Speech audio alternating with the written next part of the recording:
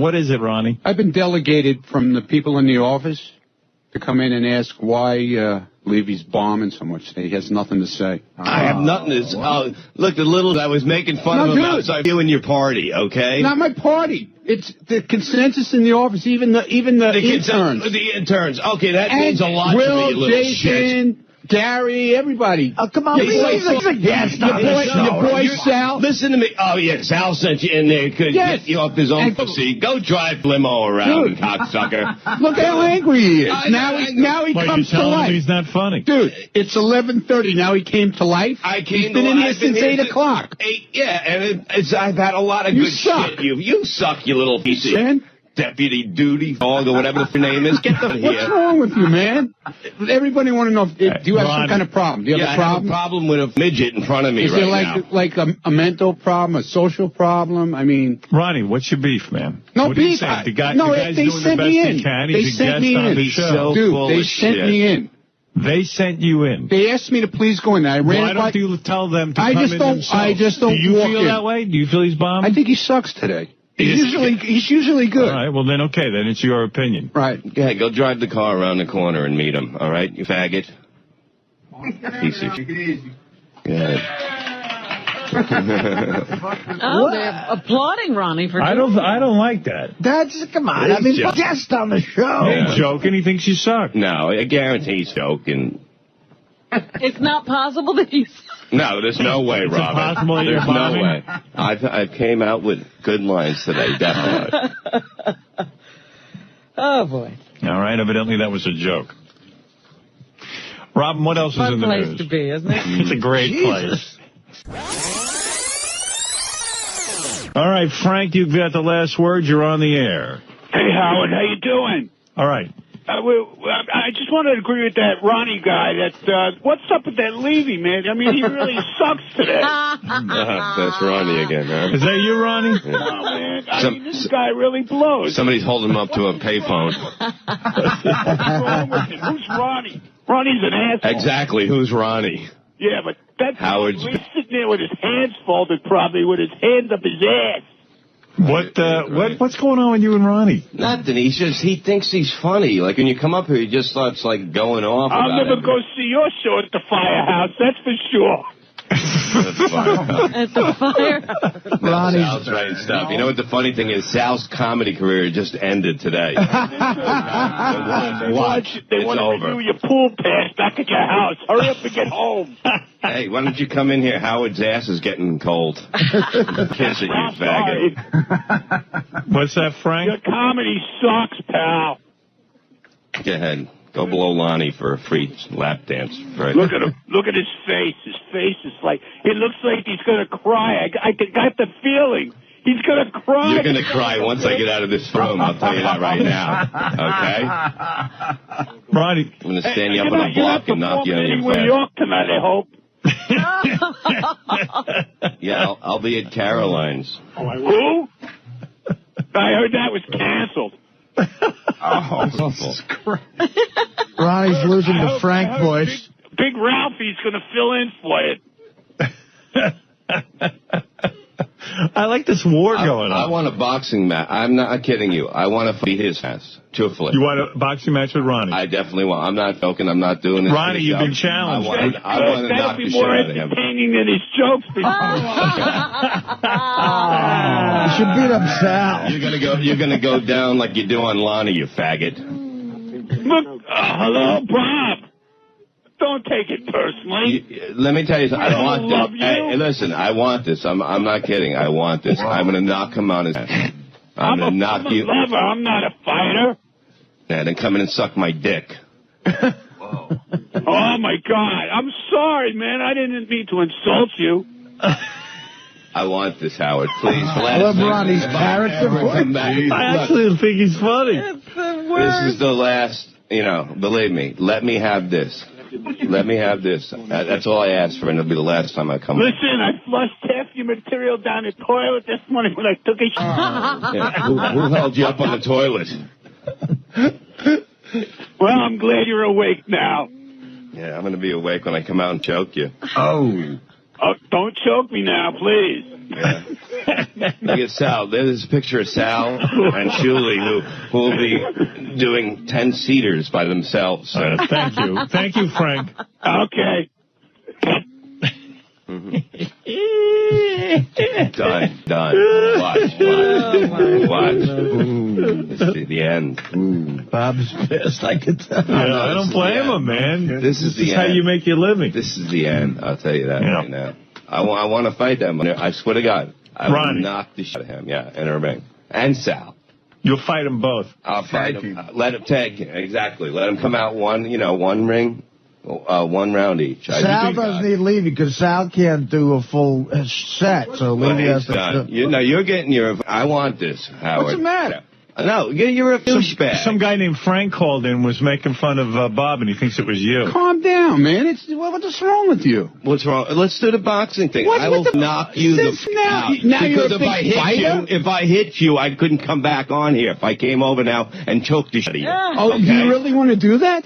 I would like to. Why do you have to be like? Because you're a douchebag. Why? What's wrong? for a living, you, Ronnie? This is what I do for You're a a living. piece of I shit. stand here. I work You here. stand and you here. make fun of me every time you come I in here. make fun of you. We sprung in the whole go for yourself, you piece of shit. Sorry, man. Take it easy. We didn't know we were going to get you so riled up. Good. Fuck. You can't take Get it. the fuck You can't out of here. take a joke. Piece of I shit. thought you were a comedian. You can't take a He's joke. spitting on himself. Huh? Look at this. I thought comedians could take anything. Did something just get thrown? Yeah, he threw a bottle at me. Just threw a bottle at Ronnie. You're not going to hit me, are you? I can't hit somebody your size. Are you going to hit me? I want to box you. I want to knock you out in front of people. I want to embarrass the shit out of you. That's what I want to do. I'm a lover. I'm not a fighter, pal. That's what that guy Frank said on the phone. Yeah, so why don't you call him up and him? I was listening. I was laughing. I thought it was a scream. I'm a lover, not a fighter. Yeah, come on. Fucking, All right, you're a Ron. munchkin, not a man. Please, leave my guest alone, will right. you? Come on. Look at that. Outside. Went to the door. Cancer's there. What is it? What is it, Ralph? Oh, man, you're a pussy, man. You know, people come. Ronnie comes in and gets roasted. I get covered. Somebody goofs on you a little bit and you go postal. I'm not going to Yeah, you have no sense of humor unless you're goofing on somebody else. Go old Howard's clothes. You're a fatty. Go suck Ronnie's loser. Yeah, go Fucking fold want him. my laundry. Exactly. Go stains out of his pants, you Yeah, loser. I got extra stains in there, but having problems. We told them, Bob. Kill them all. Mm-hmm. I swear to God, I'm in no mood for this. Bob is a he's an incredible comedian, and for you to say all bets are off Ronnie, and coming off the show is ridiculous. Was Sal in on this with you? Of course. We all were. Yeah. Well, there you go. But the thing is, I'm not taking the hit for this whole thing. What are you, crazy? It was think was standing there feeding me jokes in my ear. Sal. Somebody should have been better than him. no, they were funny. It was funny. Robin was laughing her ass off, That's man. all right. That's all right. I know. I'll get my last Take fucking back laugh. some. I'm gonna Take get it. back some I know. big Hey, fucking bitch. It starts dude. today. I sat here. I got roasted from you. I sit here and I get roasted every time you come in here. That is a bit when Every you do the time roast. you come in when here. you do the roast, it's a bit. You don't come in and talk about that I'm not a good comedian. Every time you come in, you. I didn't say you were a bad comedian. I just said you suck today. There's no way. What am I going to do? Make fun of a guy dying of cancer? His boyfriend dying of cancer? Why not? Go for yourself. Why not? That's what you're supposed to do. Artie does it. I got good luck. I'll go for Artie does Get it. the out of here before I throw whatever. Dude, don't throw things because you know what's going to happen if you hit me with I something. don't give a anymore. Get the fuck out of my face. Okay. All right? All right. I don't want to ride after that much, man. All right. Yeah? I don't want any violence. What's going on? Yeah, I'm not well. a violent person. Yeah, I know. Yeah, Ronnie, don't be a troublemaker. Good to know your bodyguard ain't a violent person. Get out of here, Ronnie. Don't do that to him. I got your I back. had to talk to people. Yeah, go on Meet the String, because I ain't. Meet the string. Oh, if you ever needed a string, today is the day. Yeah, I know. Meet the String. Cigarette on the right. You're not going on Meet the String. Bob, you can't not make your appointment. S-A-L. Oh, jeez. Well, we do love you, Bob. It was just a little joke. All right, Sal, you burned the bridge. It's all not over. funny. It's all right, go ahead. Bob is my guest. Okay. Get out of here. I blew it again. You did. See you guys later. Get out. Whoops. You're an ass. Yes. He totally is. He masterminded that whole thing. And then tried to lie. Yeah. Lie as He well. bit the wrong hand, you know? Pathetic. Bonnie, you're on the air. Hi, Howard. How are you? Good. Listen, That's I'm Ronnie's home cunt wife. I'm home walking Dudley at lunchtime, and I'm listening to the show, and I hear this comedian threatening my husband. What's his problem? Oh, this is Bonnie Mund. Oh. Ronnie's wife. Also known as Unlucky. Oh. And what's that all about, you big Jew-nosed bastard? Howard, don't take note from him. All right, Bonnie, it's I'm enough. going to come there and shove my Metamucil up your ass. Wow, gold. Is Sal writing these? Well, he said Jew knows. Yeah, somebody out there isn't funny either. Yeah. That wasn't mine. Yeah. Hi, Bob. Yeah. Who's this? This is Bob's son. It's Sal. Daddy, give it up. We can't afford the mortgage with your comedy. Sal, aren't your kids at home catching bees? He lets his kids catch bees. They're 2 years old. Why don't you have them beat black people with sticks, you dopey? Idiot he is. 2 years old. They're catching bees. They go, what are you doing, son? I'm catching bees. And he's going, oh, that's great. He's on the phone. He doesn't give a head. Say hedonism, Daddy. Go juggle AIDS needles, Sid. Spell Ralph, Daddy. Spell Sal's off the next 4 months. Oh. Good, he won't have to listen to your jokes like the audience. All right. Bye, Daddy. Goodbye. Goodbye, Sal. He's late anyway. All day. Does he bring in any extra people to your shows? Yeah, and then at the end of the show, they go, what the f*** is that? Is he bad on stage? He does pretty good. I mean, he's learning, you know, he listens and he's learning, but, I mean, 10, 15 minutes. I mean, I can do that standing on my head. Right. So why am I paying everybody? You got to pay him a lot? For him, yeah, for sure. You're overpaying him. Yeah, definitely. Because you're a generous guy. I was. And you consider him a friend. I did. You did. Yeah. Is he to you? Pretty much, yeah. Yeah. Wow. The raccoon eyes are... Yeah. You got to be like the Godfather. I have to let some of them go.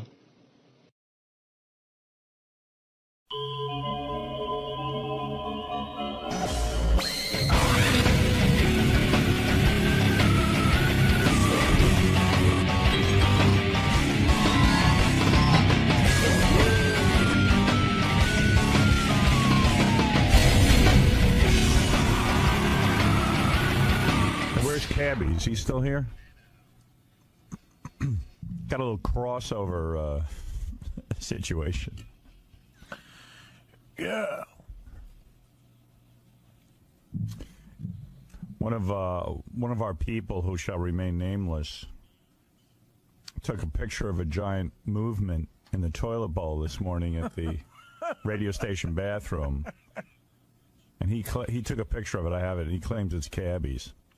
Like he saw a cabbie walk out of the stall and everything. He left. He hightailed it out of here. Yeah.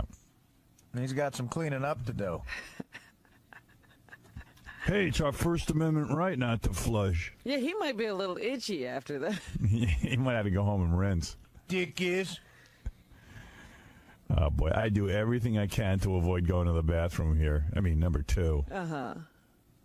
It's the worst, man. Hey, Cabby. Yeah. Be proud if it's you. Don't deny it.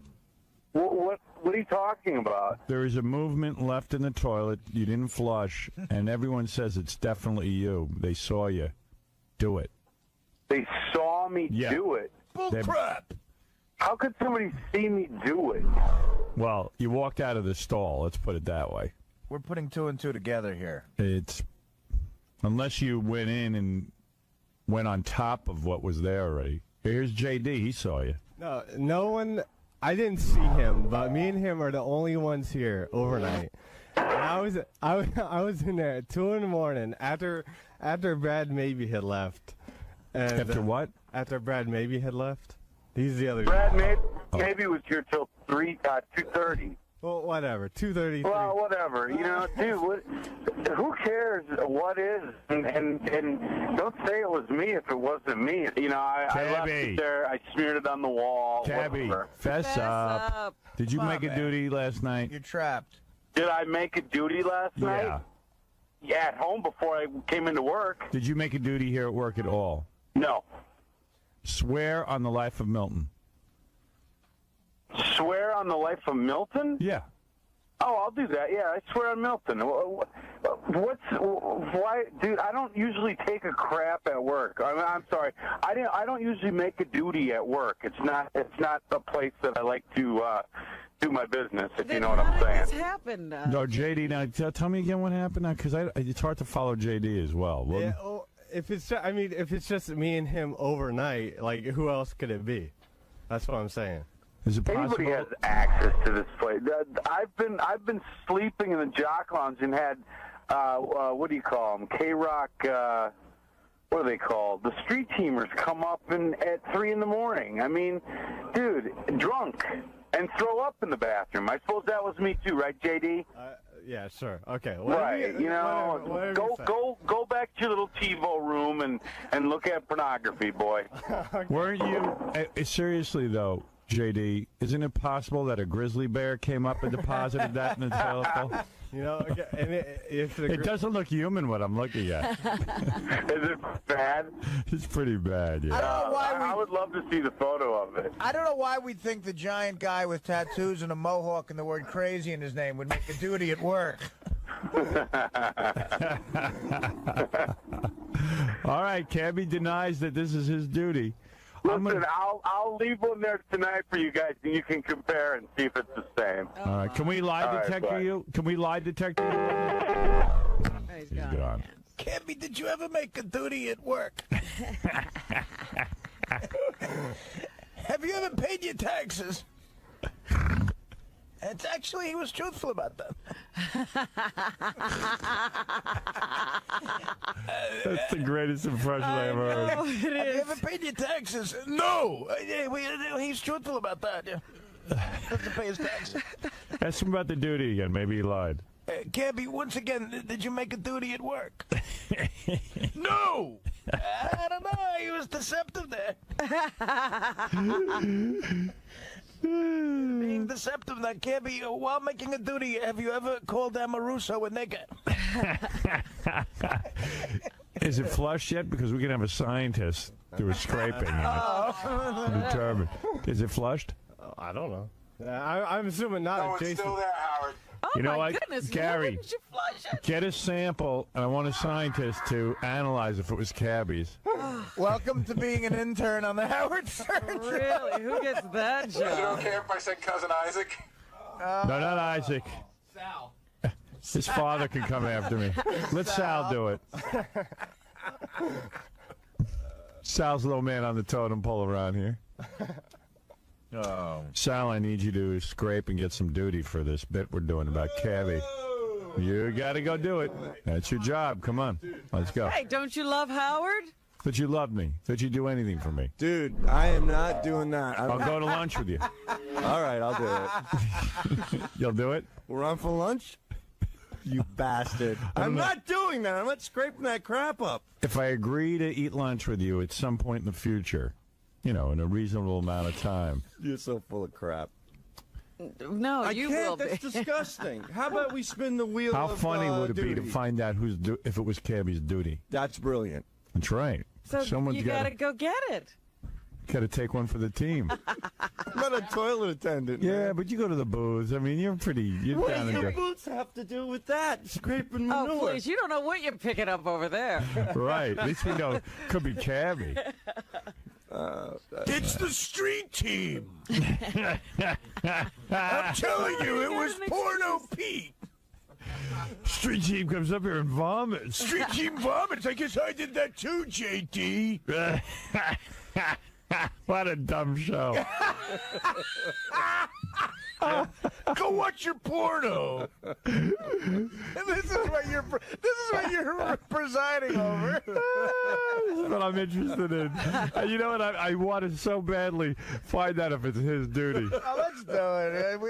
One of the interns. I mean, come on, they're in college. There's a picture of. Use a long stick. Come on, Sal. There is a picture. There is a picture of Cabby's duty on the website.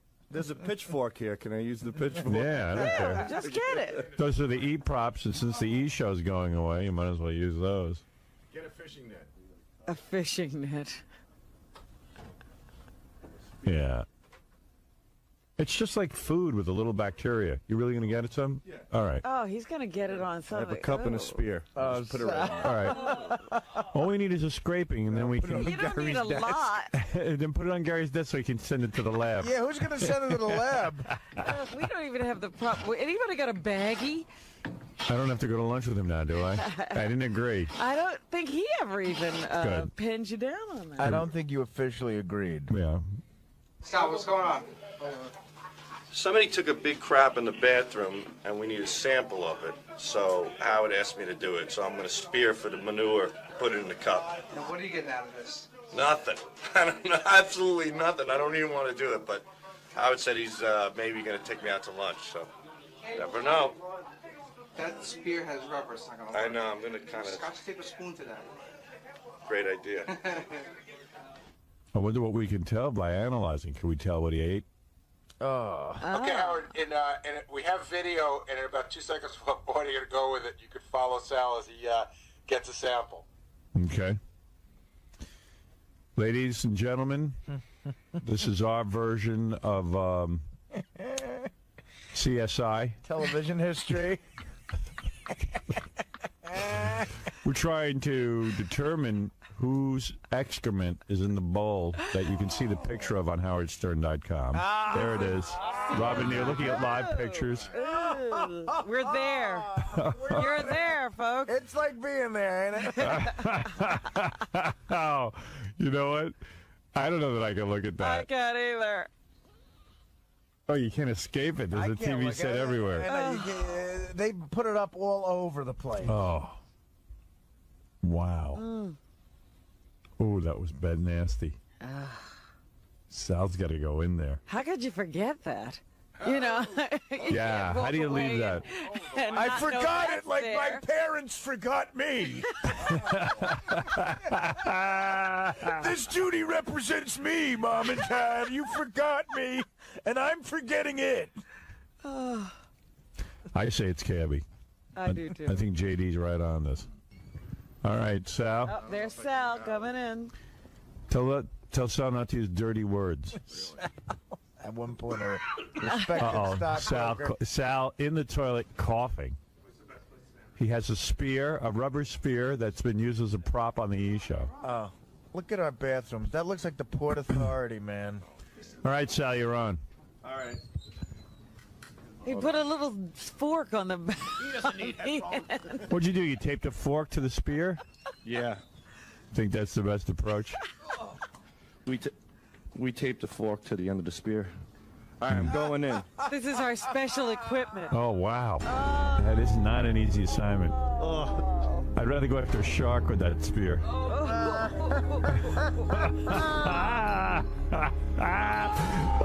this is funny.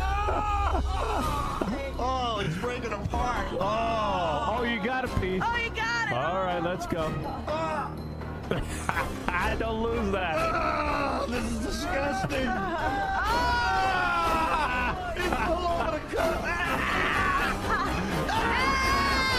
It's so gross. It's like fighting Rodin or something. Hey, don't make jokes. That's evidence. There it is. He's got it. He's got it. Now where is he going? He's running. It's with him. He's gagging and running. Boy, that took guts. Sal, you took one for the team. Sal, this is what the writers do at Letterman. Don't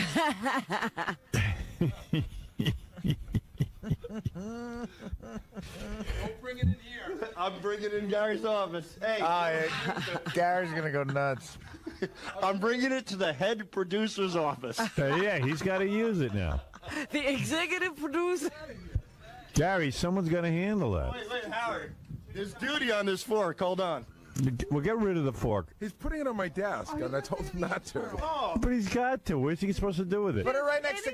No, move that away. Move that away. Get that out of here. Get away from that. In your office now. I will kill you. In your office.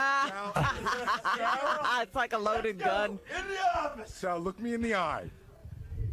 It will be, I swear to you, get out of here. That's wrong. Stop it. Stop it. Oh, now they're throwing it on the floor. Did he hit him? He hit Sal in it. Oh, Oh, my God. This is so immature. I'm not coming in there People anymore. are chasing each other with a giant spear. A duty spear. A duty fork. It can't be duty spear. What?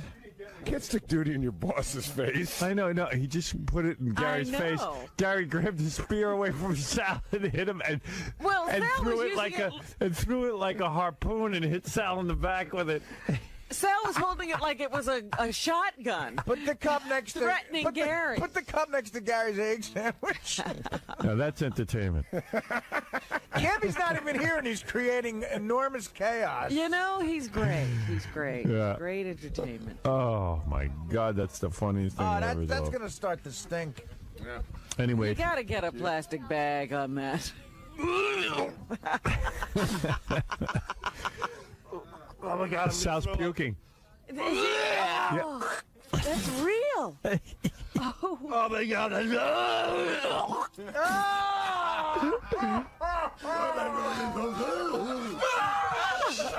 the hell noise are you making? He's puking.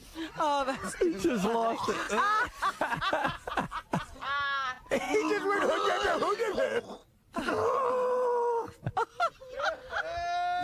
Where's that cup? Get that cup away from me, man. Where's he puking? We don't have pictures on this. Sal. Sal. Where is he? I left the microphone up. It's in another room. Oh, that's too funny. Oh. He just went. He's got a lot of good hurl in him. You all right? Yeah. You just puked. I turned around and the cup, I looked right in that cup with all that splatter all in the inside of it, and I just lost it. His hands are shaking. And then, He's all messed up now. and then when I bent over to gag, Will put it to my nose. That is so stupid. You guys are crazy. Jason just put the cup there. They're chasing him with it. Get away from me. Stop that, you guys. Stop it. With that guy. Guys, I'm on the ferry. We You all finally right? found my kryptonite. Yeah. But that's everyone's kryptonite. That's duty, man. Except for Gary's. Gary likes it. Sal, come here. An insane office. So what happened? You hurled when you saw it? Yeah. Between Gary throwing it at my back and I was all worked up. And then I turned around and went in the office and that cup was just staring at me. Where did it hit you? Where did the spear hit you? I don't know. It's like a monster. I won't touch my back or anything on me.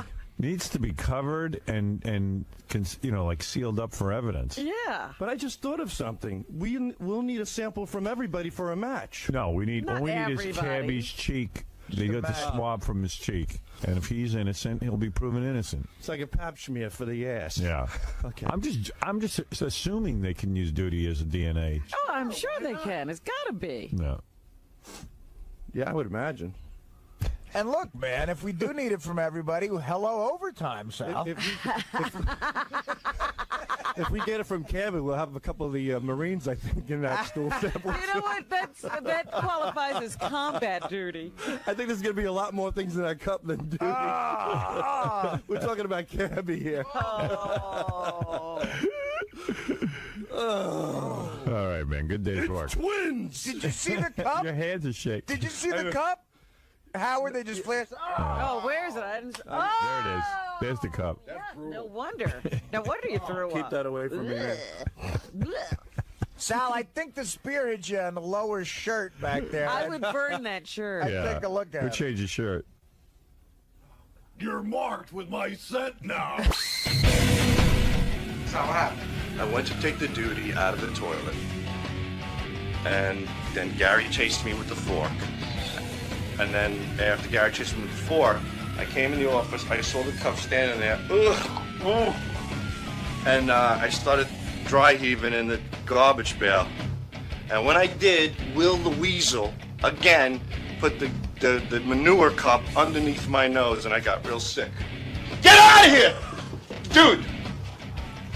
took it over. What is he doing? What are you doing? This guy's out of his mind. All right, this is it. This is the evidence. We're going to send it to a DNA lab.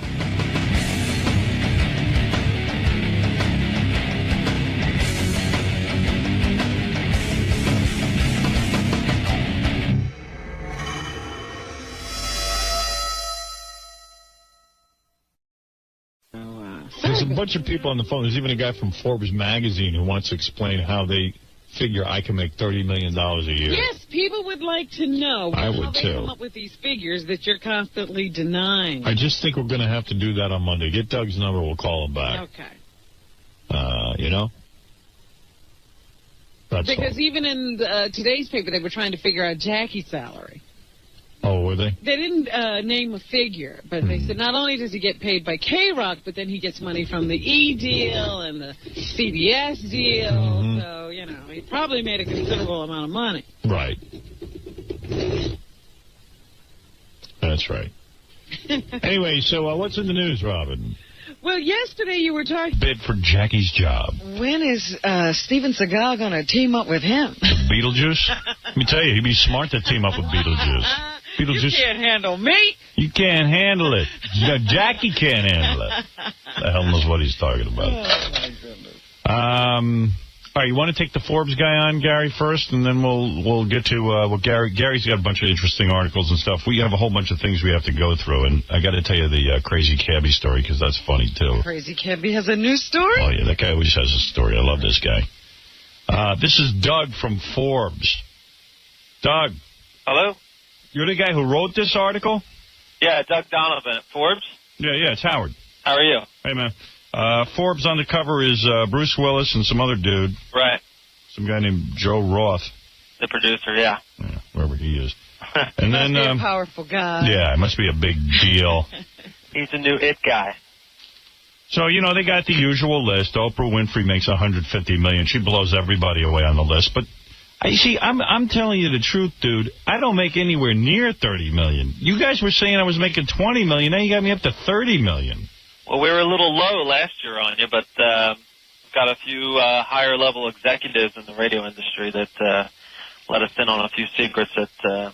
Really? Now, are these executives people who actually work with Howard, or are they outside of the company? There's only 3 people who've ever seen my contract. That's why I can't figure out who the hell would be talking to you. There's only 3 guys I think who have seen it. It's me, my agent, and Mel Karmazin, and maybe Fareed, you know? Yeah, well, I think they talk to radio experts, you know, not the people who actually deal with it. Well, I deal with people that deal with talent. I mean, like the highest level executives you can deal with in the industry. But, I mean, if you say we're wrong every year, but can you tell us what you do make then? No. Why should he make your job easy? That's your job. Well, you ask every guest that comes on your show, every celebrity, what they make, and you harass them when they don't tell you. Yeah, so, hey, that's my job. Well, it's my job to harass you to tell me. Nah, I could just hang up on you. When you say Oprah Winfrey makes $150 million, you see, I believe everything else. They're right about everybody else. Yeah, I mean, I'm not doubting. But the one I doubt is this. Paul Harvey, this dude, 82 years old. Listen to this. Yeah. Paul Harvey makes $29 million a year. You gotta be. I thought he was at the same level as you. Yeah, well, we're $1 million apart. Are you saying you don't make the same as much as Rush or Paul Harvey then? I'm saying Rush Limbaugh doesn't make anywhere near $31 million. I know pretty much indisputably that he does. So. Well, how do you know? I just do. I know. In that case, I'm talking to people who are in the room with his contract. Same with Paul Harvey. I'll tell you what makes me jealous, though, if this is true. And it says his latest contract with Premier Radio Networks earned him exclusive access to a corporate jet. That's true. That kills me because I said what does he need a corporate jet for? His speaking engagements. Carry his ego around. I said to my agent, I said, you know what, man? I know that CBS has a corporate jet. Right. I said, why is it that I can't use their corporate jet just like 6 or 7 times a year? Right. And he said, I'm not going to go in there and ask for that because I know why. He don't get commission on that. Right. Right? Right. I mean, you know, I don't blame him. Yeah, he can't do anything with that. Yeah, but I said, you know, that's something I'd like. Well, Howard, that $30 million, that represents a number of different things, though. You're telling me Rush Limbaugh really, you know for a fact he gets, but you say you know for a fact I get $30 million. I don't get anywhere near that. What is he counting? Is he counting the money that goes into your pocket? Yeah, you're counting what I get paid, right? Can I tell you total? Yeah, go ahead. A, we're talking about your base salary. And then B, we're talking about all the product endorsement revenue that you get. You get paid for doing all the product endorsements that you do. No, I don't. And then you do that for free? That's part of my job. I've always just done live commercials. Now we see where this is coming from. I don't endorse any products. When you do commercials, when you do them yourself, you're saying you do that out of the kindness of your heart? You don't get paid for that? Absolutely. I want to see the company make money. That's how this show generates funds. In fact, I can't believe that you and Don Buchwald would not have anything to share in what you do. I absolutely do not. I swear on my life I don't. As a matter of fact, the way that got started is when I first got to New York, we were such pariah with the advertising community that literally I had to go on and read the commercials myself and do 20-minute commercials just to get sponsors. Right. And I started to do live commercials. And, that was just an effort to get people to advertise because we would have been fired. But that was back in the day. We're talking about now where you're the most powerful individual on the radio. No, I'm telling you, we don't. Why do you think he screams all the time that he doesn't want to do these live commercials? Listen, if they gave me a piece of the myself and do 20-minute commercials just to get sponsors. Right. And I started to do live commercials. And, that was just an effort to get people to advertise because we would have been fired. But that was back in the day. We're talking about now where you're the most powerful individual on the radio. No, I'm telling you, we don't. Why do you think he screams all the time that he doesn't want to do these live commercials? Listen, if they gave me a piece of the action... maintain the image that he is a pariah when he's not. No, he's a company man. He says 𝗏𝗏𝗏𝗏 owns him. Dude. He's a company man now. First of all, you should know it's Karmazin because he's a major guy. He'll come and get you off that You should know that. But number it's two... early. Yeah, but number two, fact of the matter is, the reason I can't stand doing live commercials is because I don't get paid any extra. Right. But then again, I like doing them because it provides money for the show. Right. And God knows we need money. Yeah, a premium is paid for live commercials, but it goes to the station. But you also get fees from each station that carry the show. That's true, but don't forget, the bulk of those fees goes to guess who? 𝗏𝗏𝗏𝗏. And but not on some. You're on stations that they're not all Infinity owned, correct? Most of them are because he bought all of the ones I was on. Like we were on a station in L.A., which we still are on, KLSX. KLSX was owned by someone else, but Mel ended up owning it. Right. So I knew that 10 years ago the fee for that was like $1 million just to carry the show. It's got to be not quite far above that now. And if it is $1 million, I don't get half of that. Well, I don't. You at least get a third. You're on how many stations? All right, so even add up all our stations, and not all the markets are as big as L.A., we don't come anywhere near $31 million. You guys are way off. And what about the revenue sharing agreements that you have with each station? You generate all this revenue. I don't have revenue sharing with the stations. You don't share any of the revenue that you generate, that your show generates? No. Not at all? None. You don't get it. You just get a base salary then. You just get a check. You get a paycheck every week. We get a check, and sometimes we get ratings incentives, but go try and hit those. Right, every time you bump up a point of 25 to 50, you get a bonus. But if we get like a 50 share, I mean, it's like ridiculous. Right. I'm telling you, you're way off. So you guys all think that everyone's rolling in dough. I'm not saying I don't make a good living. Let me tell you something, I do. Right. But not. There are only a few you at the top. There's you. There's Rush. Yeah. You know something? You'd be shocked. You produce all original programming, 25 hours of inventory every week. You have more appreciation for it than the people we have to negotiate with. Yeah, and I'm telling you, you talk to 𝗏𝗏𝗏𝗏𝗏. He's got a whole different view of it. He's like, yeah, it's 25 hours of program week, but it's schlock. Your base salary might not be $30 million, but what you rake in every year. Dude, only way. Let me tell you something. Last year, I did no outside projects. If you saw my deal on Son of the Beach, which I'm an executive producer of, and maybe Ron knows this, I don't get paid squat for Son of the Beach. I get a couple of $1,000. Right. Because I did it to start off my production company and to get Tim Stack into the business. Get him, his own show. So I took a back seat. But the fact of the matter is, $31 million, I'm nowhere near that. I know the whole that amount of money sort of runs counter to your image, for sure. No, listen. So he thinks you're just lying because of your image? I'm telling you, you factored in product endorsements. I don't do any. I don't get any money. I don't believe that. I mean, how can you... I said I swear on the life of my mother I don't. People, even our sponsors, for you to lie. Sponsors think that. They think they have to have a meeting with me and make a deal for me to do live commercials. I don't. The station charges them for a live commercial, and I don't get a penny from it. Okay, but... I'm just telling you the truth. Okay. I don't want to give you my exact salary, but you're way off. All right. You said we were way off last year when we were at $18 million. You were way off last year. So you're even less than that? I don't want to say, but it's embarrassing. Are you between the two? I'm not going to say what I'm at, but I'm telling you, you're way off. So then you make far less than Rush Limbaugh, then, that's for sure. Sure do. If he's making $31 million, he makes way more than me. Well, then maybe you need a new agent. No, I think my agent's fine. I just think you guys think in radio, guys, like you think Rush Limbaugh's making $31 million. I know he's not. Well, wouldn't you say that you guys make far more than a Letterman or a Leno, though, even though they're a little higher? Yes. Okay. Yeah. I mean, here you are. You work every day, 5 hours, 4 hours a day, generating all this inventory, all this time for advertisers. I mean... Yeah, but, one thing they're good at in radio... You mention a website, and it's packed, for hours. I know, but they never tell you what you make. It's a whole complicated thing. Radio's a... It's like the movies where you can never find out exactly what the movie made. Yeah. You'll never know what they make. But no one's gonna tune into K-Rock in the morning if it's not Howard Stern. I know. It's like no one's gonna go to a movie, Sixth Sense, unless Bruce Willis is in it. I know what you're saying, but you're way off in your figures. And I don't... Well, they have to pay for talent like that. I'll tell you something. I can't believe Paul Harvey makes $29 million for that crap. Minute or two that he does? Yeah. Well, the guy's been in the business for how long? Yeah, he's 82 years old, but I know guys who've been in the business haven't made $1 yet. Well, I mean, there's that top echelon of talent. Where's Rush, money coming from? Paul Harvey. I mean, how do you figure Paul Harvey's making $29 million? The guy's on for 5 minutes a day. I know for a fact he does. Where's all the inventory? I know for a fact he does. Really? But his audience is just astronomical. 21 million people a week. Rosie O'Donnell, you say, makes $25 million. You know something? I think you're low. Low? Yeah, because that's a syndicated television show, and she owns Does she own a piece of that?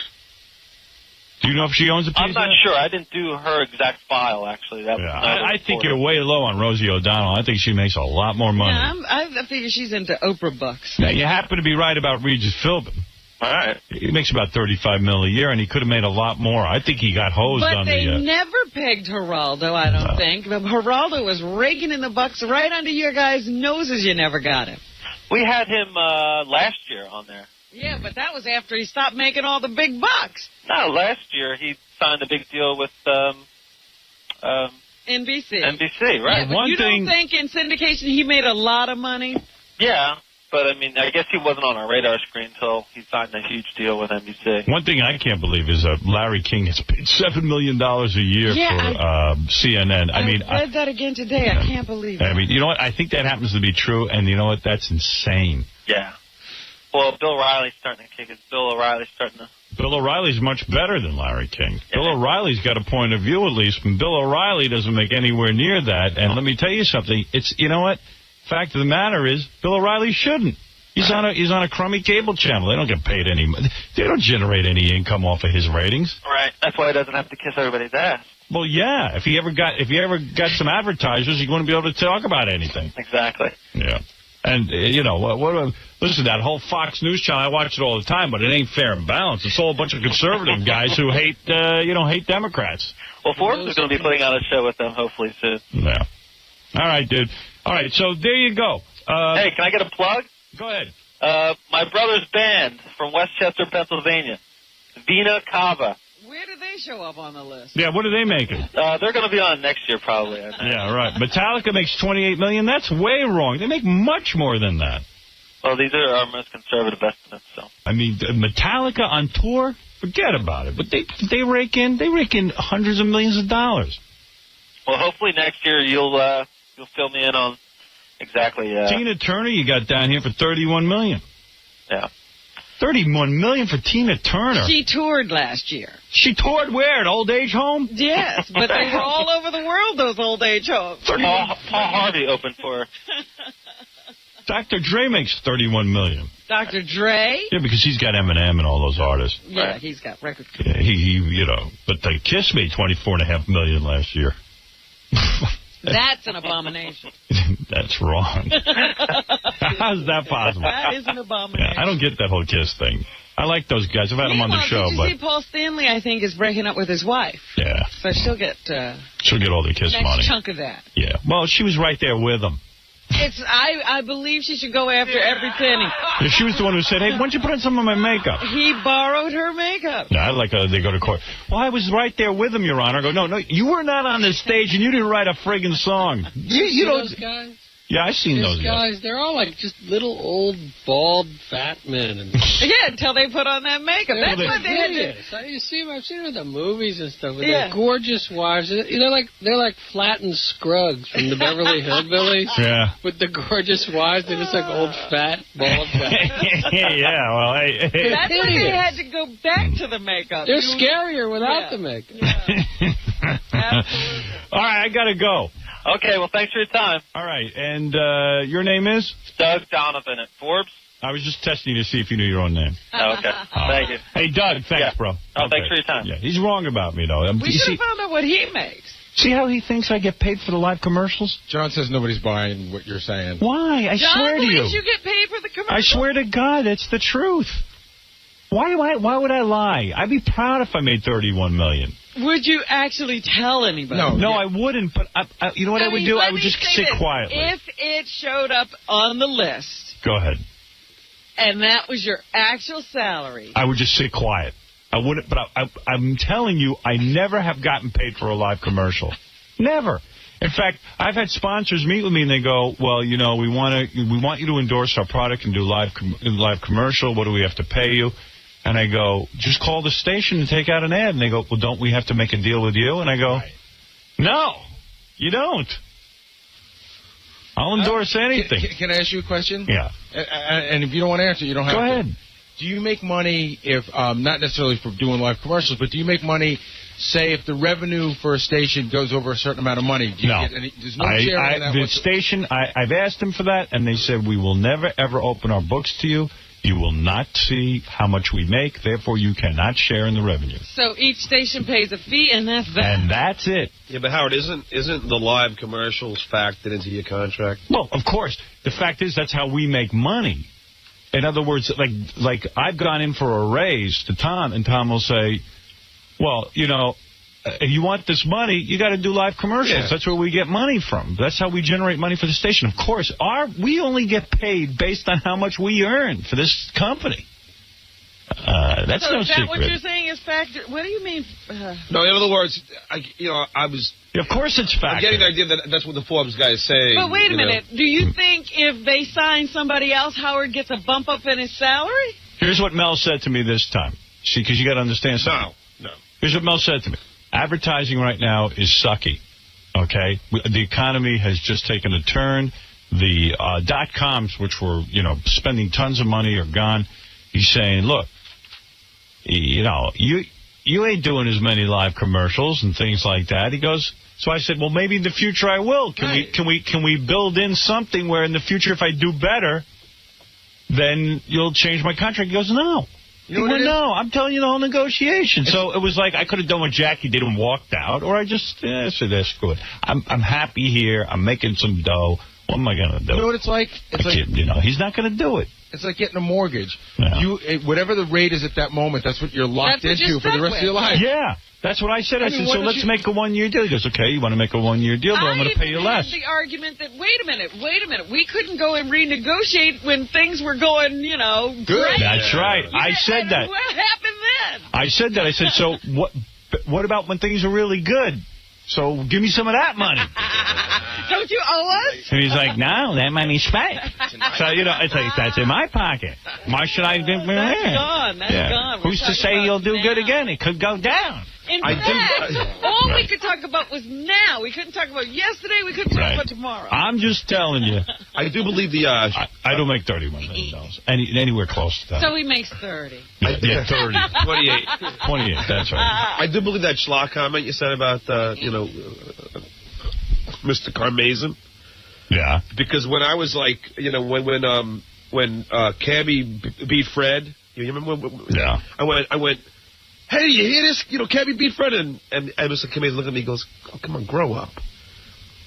All right, you're a good storyteller. Okay. I tell people so in other words, he doesn't, so much more than what this guy just said. What did you just say? I always thought you got money for the commercials, and I tell people, I tell like everybody, you make so much more than that guy just said as in his I know. I tell you make $500 million a year. Yeah. You tell people I make $500 million a year. Yeah. Now, was he factoring? And they believe it. $500 million? Oh, I've said it. I've completely convinced people that Howard makes $500 million. Do me a favor. More than Oprah? Do me a favor. Convince girls I make $500 million a year. You make more than Oprah. Yeah. What did you say? Was that guy factoring in your E and your CBS money too? I think so. I would imagine he did, and that, you know, everybody knows the deal on CBS. We get less and less every year on that. CBS, I'm almost at the point where I'm paying them. I gotta say, CBS is almost embarrassing, but that, that's 3 times more than I make at E.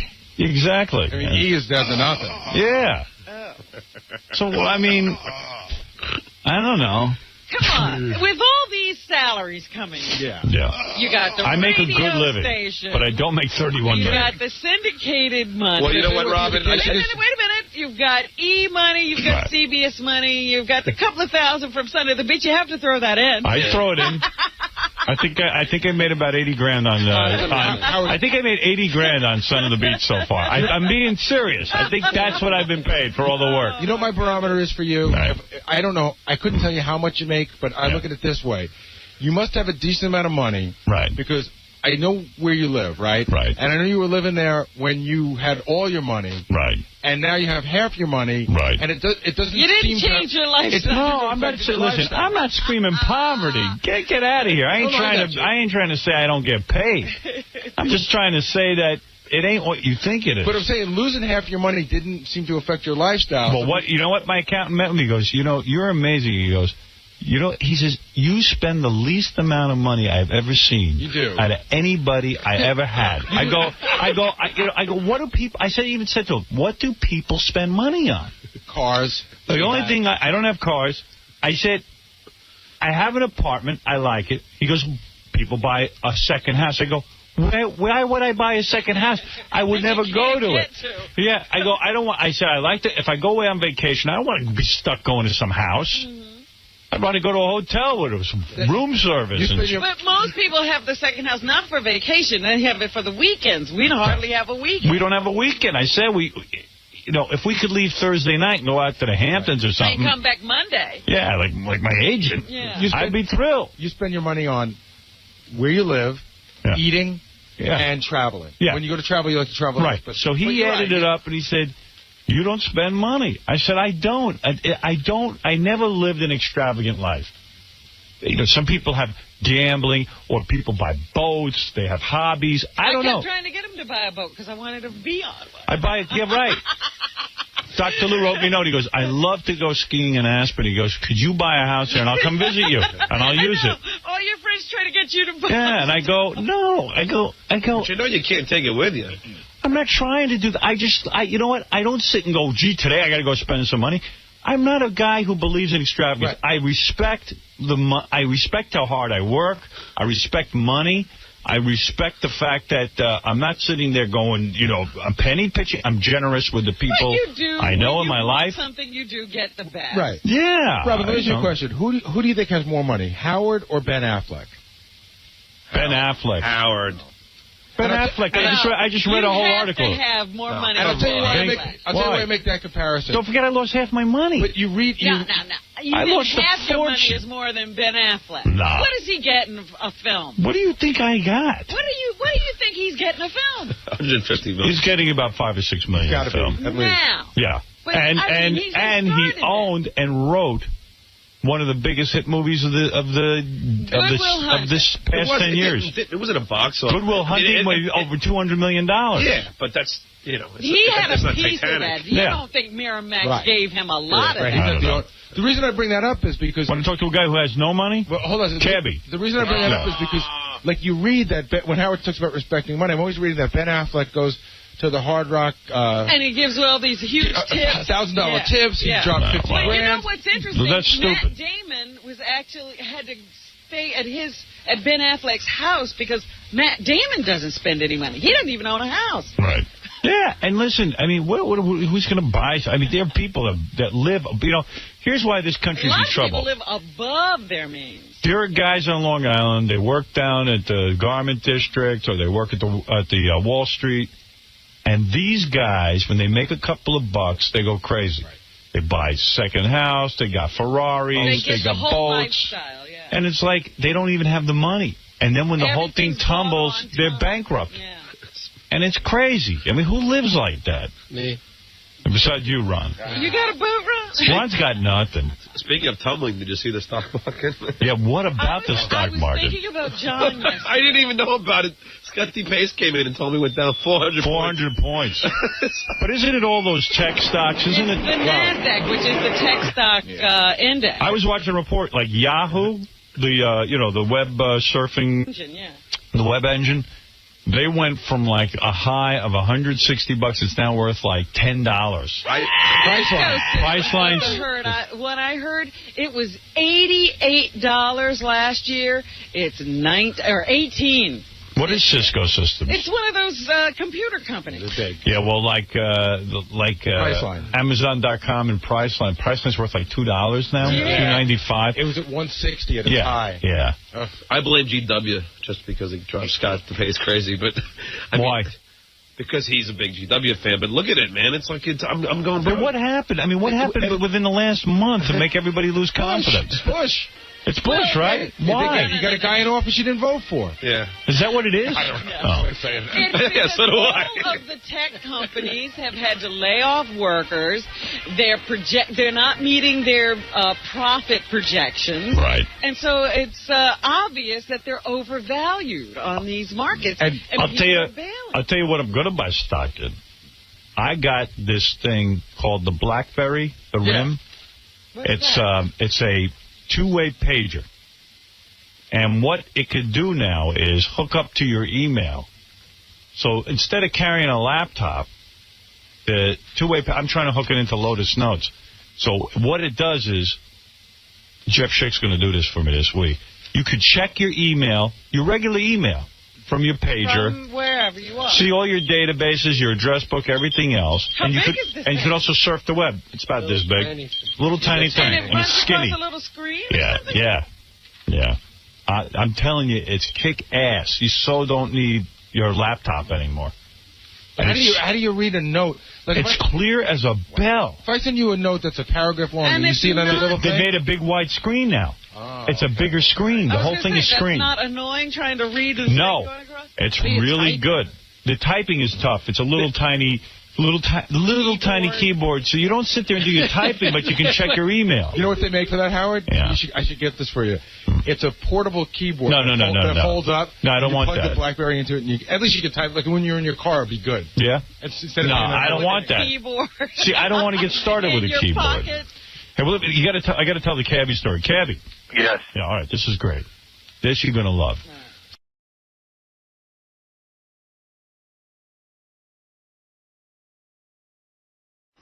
All right, so I've got so many funny emails and things going on around this deal and everything that's going on. I'm going to try and bring you up to date, so stay with me.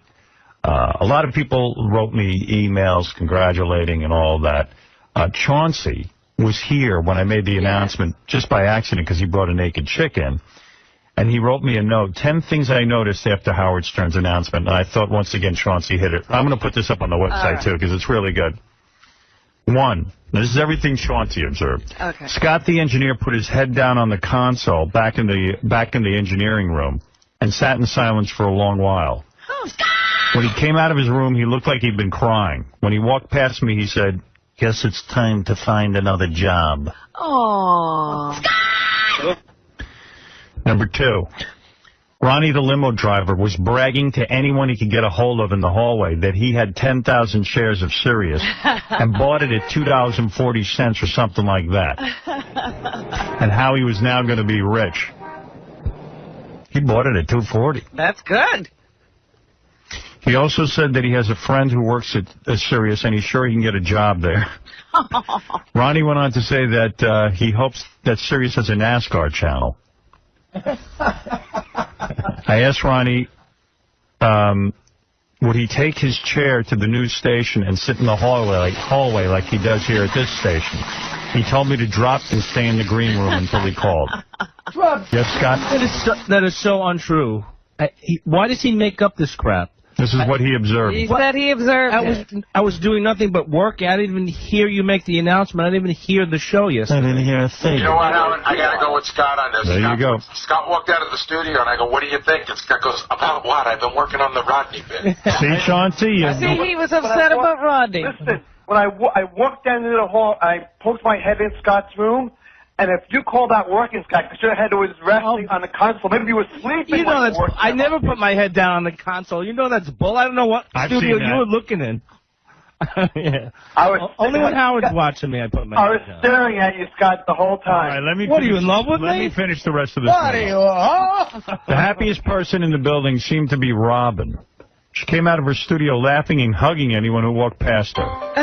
She seemed more relieved that Howard wasn't retiring than anything else. She truly seemed to feel that she came very, very close to being retired, and she was relieved beyond words to find that the fun is just beginning. Doug Goodstein from E! seemed to be very uncertain of his future since E! contract is set to expire soon. One of the E! guys secretly hopes that HBO or Showtime will air the new radio show because they'll have less restrictions. Another E! guy grilled me about how to get into the magazine business. What, the magazine business? Yeah. Chauncey needs to grill someone about how to get into the magazine business. Yeah, don't grill Chauncey. Richard Christie, our newest employee who won the contest to work here, seemed very hurt when Ronnie, the limo driver, said to him, "Hey, what do you care? You're gone in 2 weeks anyway. Now stop blocking the hall." Oh, wow. What's going on out there? Hey, Ronnie, can you stop, taunting everyone? Stop picking on people out there. I wasn't picking on anybody. What are you talking about? Told him he was going to be gone in 2 weeks. Joking about. You listen to Chauncey, that friggin' moron? Hey, by the way, I got a bone to pick with you. Wait a minute. First of all, Scott didn't even hear the show, didn't even hear the announcement, so he doesn't know what he's talking about. Scott was busy working on something, didn't even hear the show. Did you say to Richard Christie, what do you care? You're going to be gone in 2 weeks? I was joking with the guy. Come on. You say that. Yeah, I said it. We were joking around. Well, you're not allowed to joke. I forgot. You're a serious guy. You're not. You know what? As funny as you think you are, you're really not that funny. I'm not trying to be funny. Well, you know what I said? Somebody said, well, what's Ronnie going to do? Is he going to take his chair with him? No, Richard Christie said they're going to have a new chair for me in Sirius. I could throw this one out. Wait a minute. I'm telling you what I heard. Somebody said, is he going to take his chair? And then somebody else said, you know, they ought to take that patch of carpet that he sits on, too, with him. There's a big circle there. And then I said, well, maybe they'll get Ronnie an assistant, and he can devote full time to his own show. Ronnie's such a weird guy. I hire Ronnie to provide a limo service, okay? I pay him. So I got this limo. I can't talk about this? No, not yet. Oh, there's other things not to talk about. The fact that... What? Do you know what I'm going to talk about? No, I think I do, but... Uh-oh. You're talking about the new car, right? No, I was going to talk about the old car and how it's no longer with me. Oh, what? That wasn't... Listen to that. Let me talk about it. And stop me if there's something you don't want me to say. Go ahead. All right. It's like a tennis match. I got a limo service. He provides a limo service. That's his business. And I do a good job, don't I? Well, up until about a week ago you did. No, up until only 3 days ago. Yeah, so he comes to me, he goes, hey, Howard, I'm getting a new limo, but the old limo, I sold it. So... There's a lag time? I'm driving you around in my truck. No, it's not my truck. It's some truck. Okay, wait a second. Wait. Let me tell my story. Listen to this guy. So I go, okay, for a day, I certainly don't mind, but I'm paying for a limo. Right. Okay. So now we're on day 3. I'm still in this truck. Everybody thinks that's the new ride. Yeah, and I'm like, well, where's this limo, the new limo? Well, it's not ready yet. There's a series of problems, blah, blah, blah, blah, blah. I go, yeah, but I'm paying for a limo. And like yesterday, I go out. I was in my car all day. I go out to Long Island with my kid and everything else. And I get a lot of business done there. Now I can't do any business because I'm making confidential phone calls, but I can't do it because I'm in the truck. You're almost next to Ronnie. I'm on top of Ronnie. I saw that in one of the news clips. I was like, oh, look at where Howard is. Yeah. He's right almost in Ronnie's lap. So now I'm finding out he's still... So, dude, all of a sudden it's now my problem. No, I didn't say why you sell the old car? Sell the car after you're done. You're not. Why do I have to suffer? Because you sell your car early. What, really? You're providing a service. Why did you sell your car early? Why do I have to be involved in this? Why am I sitting in the back of a truck when I had a limo? Plus your knees were like way up almost under your chin. Hey, listen, I don't even mind that, but what I do is I get a lot of work done in that car. Yeah. I'm saying, wow, that's so what's your, in other words, it was good for you to get rid of the car quickly. No. He goes, oh, I had to sell the car, it's the right time. Who cares? To go rent a new limo and drive me around in it. Is that a new chair? No.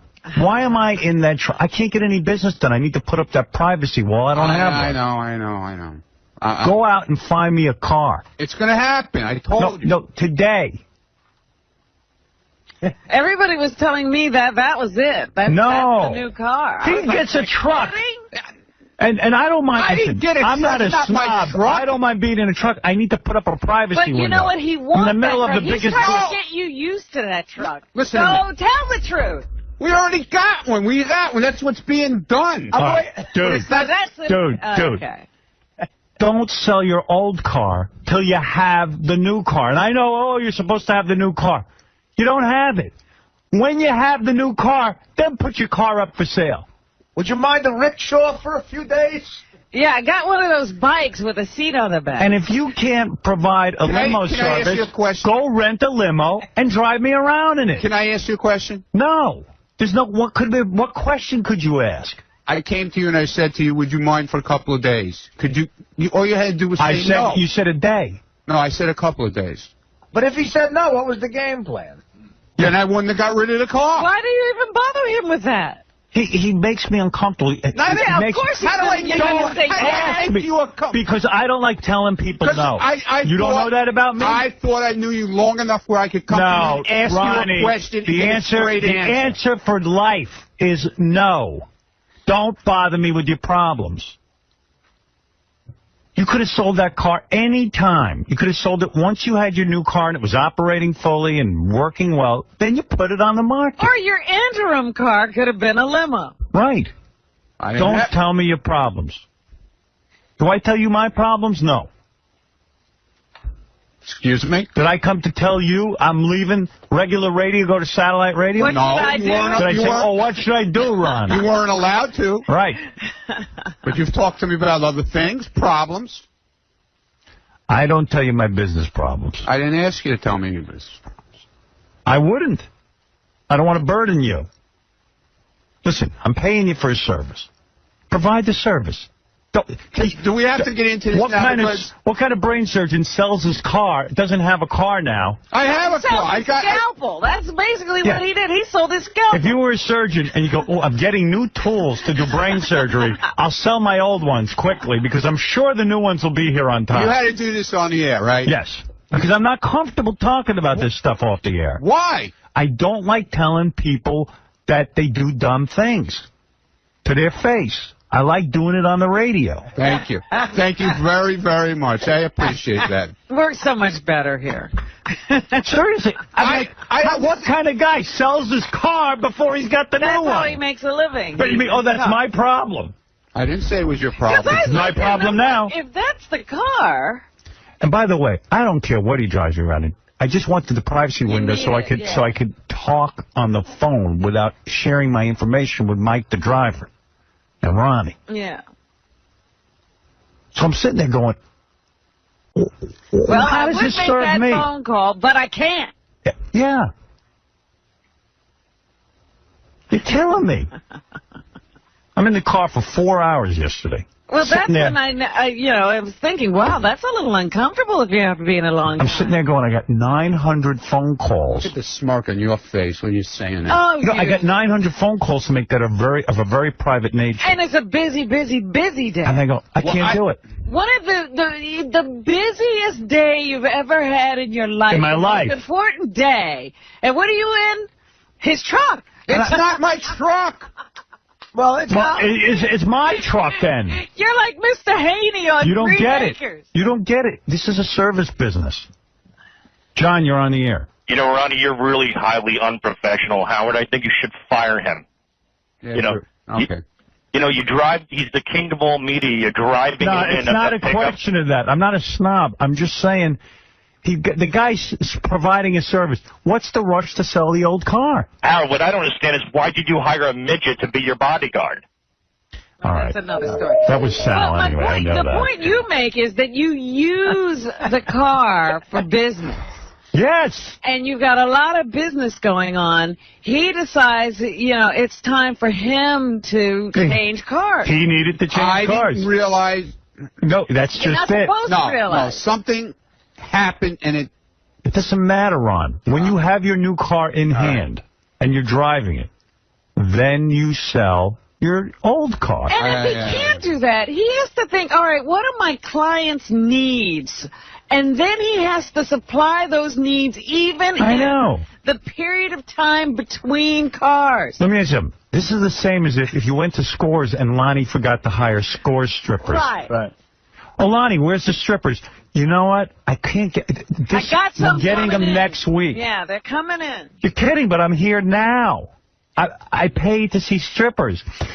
Can we serve you some 𝗦𝗵cie𝘄𝗿𝗍 instead, sir? I got a guy who can dress like a woman. How about that for a little while? Yeah, that's all right. If you went to Scores, I had a couple if you went to Scores and there were no women there, what would you say? Lonnie's a schmuck? The foods are good. No, would you say Lonnie's a schmuck? What would you say? You'd say, hey, Lonnie. I can't say anything right now. The general manager is sitting in the other room. The good thing about yesterday was there was no cameras around to record you getting in the truck. That I didn't mind. It's a nice-looking truck. It's a nice truck.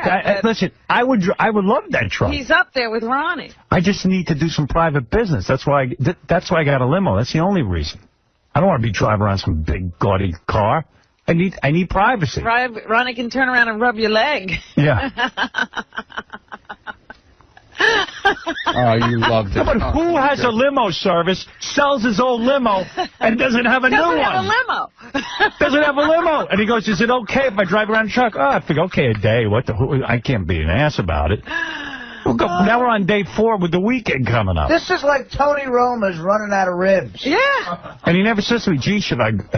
Well, you shouldn't even say that. Just go get a limo. Okay. It's not my fault you don't have a limo. Okay. Why should he make the decision? What you should do. And now you embarrass me by having to bring this up on the air because you're making these moves. I don't want it. Just do your job. You're a businessman, I thought. Shameful.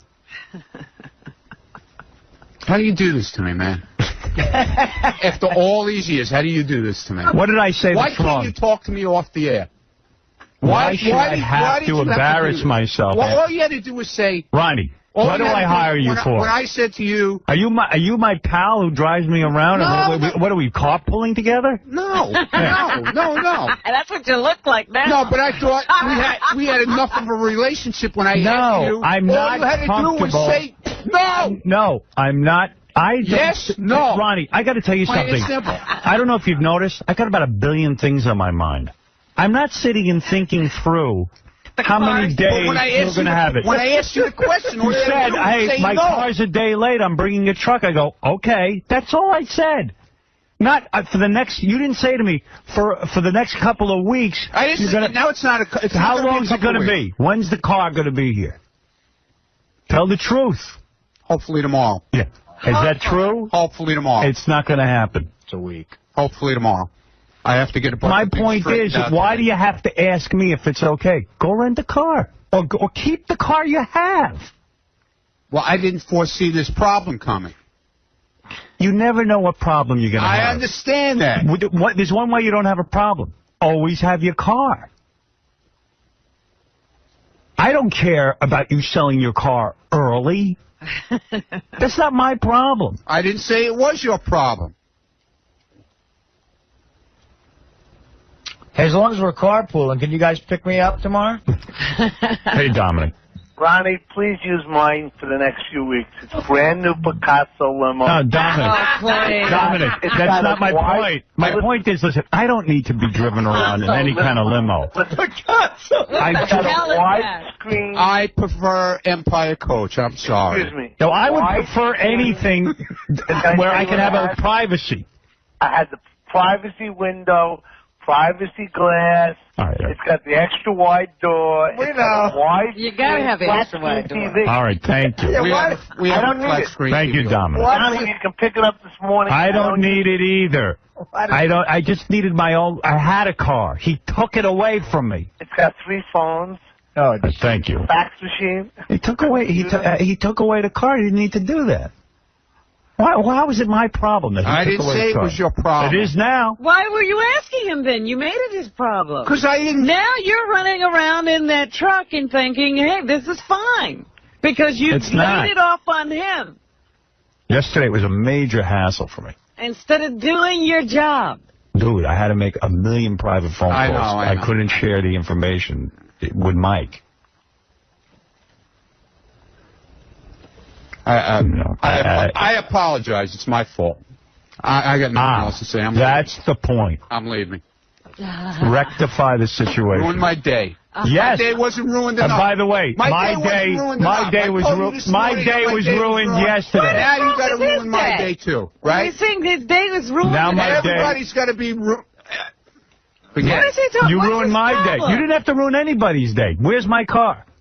All you had to do was say to me, no. Who now owns my car? Oh. No, I don't. Your business is not my problem. Let me ask you, who owns my car right now? Because I want to go hire them to drive me. Yeah, because they have a car. Actually, the guy... I'm just laughing at Who's got it? Where's my car? I want my car. A guy in Connecticut up by Gary's house. Can you call him, please, and ask him if he can drive me? Gary actually knows the guy because he's used him. All right. Can you ask Gary? Yeah. If I can have that guy's number so I can get a driver? Yes. Thank you. What was so wrong with his day? He's saying now you ruined his day more. Oh, because he's having problems with the new car. So it's my problem. I'm involved with him. Oh, dear. See, people don't know how to run a business. It's almost like saying, yeah, I have a limo, but can I carry you for a few days because the car's not ready? And I swear to you, I don't care if I'm in a garbage truck. Right. I just needed, I'm trying to get some business done. We just made the biggest move of our lives. It would be nice to have a little separation. Right. I'm on the phone. I'm talking even to my kids. Mr. America, sitting there listening. I tell you, I saw one of the reports. You were driving off in the... I was like, boy, he's almost right next to the driver. I'm practically giving him oral. All right. Look. Hey, dude. Dude. Can't we drop... You should be on the phone getting me that car. Dude. She is so happy to stick a knife in my back. I don't know what I ever did to her. If she did it to yourself. Why did she... I didn't take the knife. You put the knife there. Because... She did nothing. If she would have shut up... I just happened to see how close he was. It would have been over with now, but now she keeps digging. You're insane. Digging. I'm not insane. She's not digging anything. She is. She does this to me all the time. Oh, the hallway, please. everything. What are you talking about? The I'm hallway. trying to stop those coffee classes. You shouldn't even be in the hallway. You should just be quiet and sit there. I am, but everybody comes I hear reports. That's what I was saying, that he could continue his show uninterrupted if he got his own assistant when you go to Sirius. Yeah. Maybe I could get my own channel. Well, I'm going to get you a channel, all right. Look, dude, I'm sorry. I apologize. You know, apology. I will rectify the situation today. Thank you. Okay? Bye-bye. And now, could you please leave me alone and stop already and go on to something else? Drew Carey is here. Thank you. Hey, that chair you sit in, I sold it. We'll have a new one in about a week. Don't worry about it. EIB. All right, Drew Carey is here. Did I finish playing? Well, I guess no, we never. We were reading Chauncey's list, as a matter of fact. Yeah, That's but I have to take a break. That's true. Ronnie should sit in the EIB chair.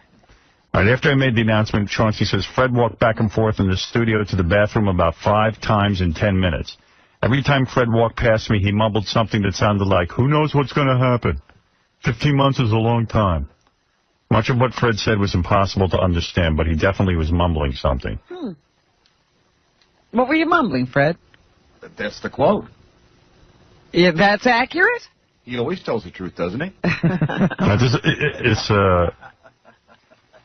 There's a lot in this memo. Yeah. I know there's a lot of people on the air that want to ask questions. And Drew Carey's out there. Let me take a break. Let me talk to Drew. He's going to promote his new show. Green Screen. Got 3 stars in the newspaper. Good for him. He always seems, he knows what people want to see in these games, I think. Yeah. All right, I'm going to take a break. It's not a game. It's an improv show. Well, that's what that improv stuff. I never understood, and nobody else seemed to be able to make it work on TV. He had. Yeah, I know. In fact, I brought in 2 naked chicks and have him do an improv. Really? Yeah. Just set him up. Let's see if he's funny. Really? Yeah. 2 naked chicks? Yeah. Nice. Naked improv. Naked improv next. We'll be back right after these words. Well, he didn't seem to want to show all of his affection for you. I was a little surprised at that. I don't know that I gave him much opportunity for that. I mean, he should have embraced you and given you a soul kiss or something. Listen, I'm not fucking him. I'm just his friend. But, it was fine.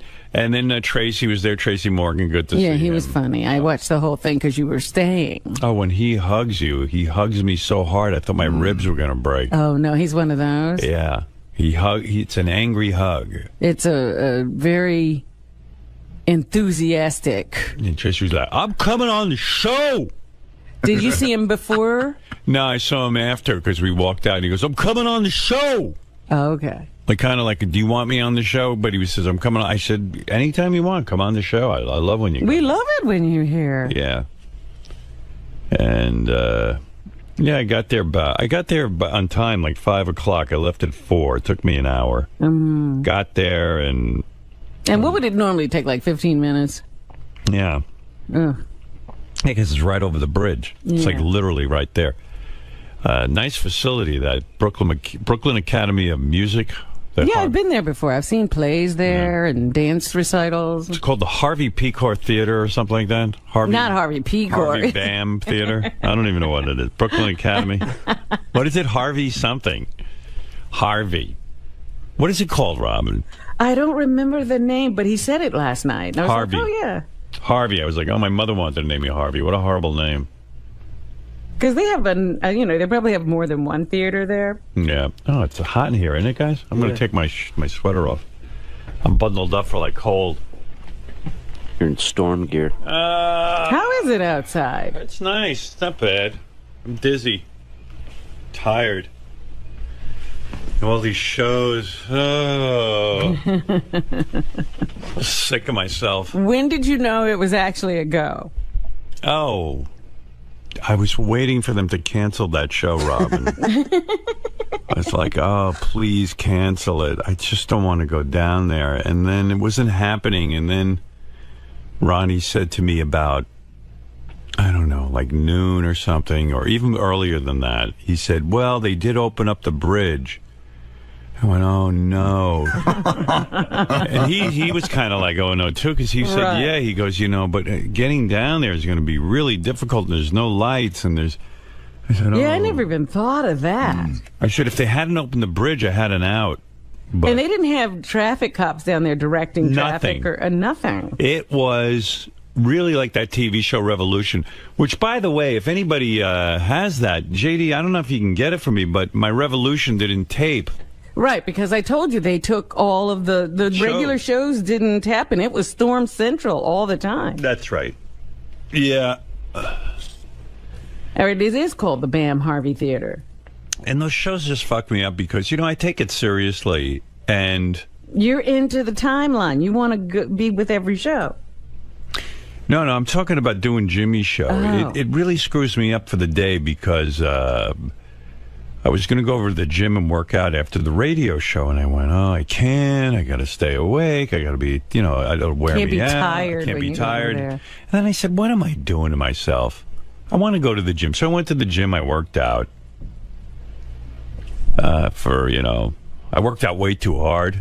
Oh, really? Because I was going to say, did you ask for a light workout? Yeah, I did, but I was working out with another guy, and and then that always makes you go for it, right? Yeah. You know, I was bench pressing, and then I did pull-ups, and then I was running on the treadmill, and then I was like, what did I just do? When I get done, I can barely talk. I was like, I sound like Gage. I was like, you